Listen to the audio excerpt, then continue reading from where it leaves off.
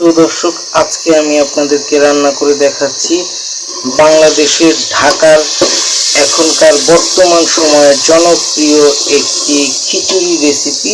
সেটা হচ্ছে বোম্বাই মরিচের গরুর ভুনা খিচুড়ি।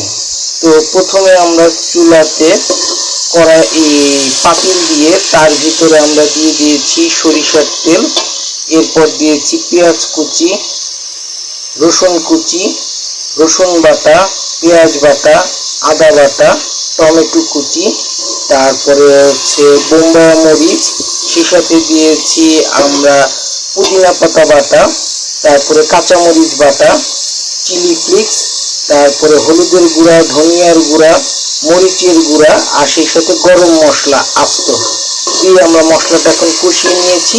এর ভিতরে এখন আমরা মাংসটা ছেড়ে দিব। এই পর্যায়ে মাংস দিয়ে সামান্য একটু পানি দিয়ে মাংসগুলোকে কষিয়ে নিচ্ছি ভালো করে।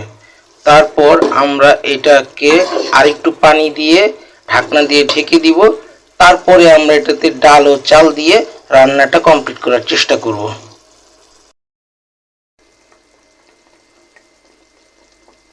তো এই পর্যায়ে আমরা পর্যাপ্ত পরিমাণে পানি দিয়ে দিয়েছি। এখন আমরা ঢাকনা দিয়ে ঢেকে দিব মাংসটা সিদ্ধ হওয়ার জন্য।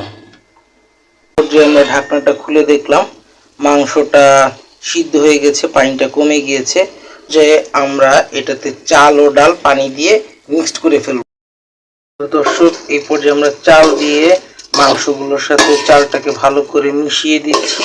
এই পর্যায়ে পর্যাপ্ত পরিমাণে পানি, আর সেই সাথে এই মুহূর্তে আমরা দিয়েছি পরিমাণ মতো লবণ।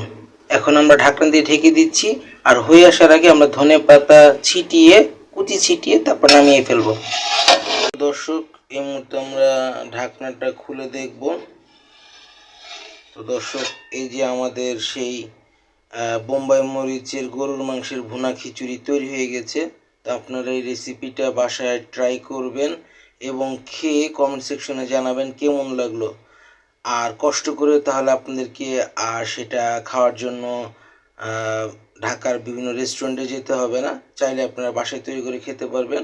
তো দেখা হচ্ছে নতুন খাবারের ভিডিও নিয়ে।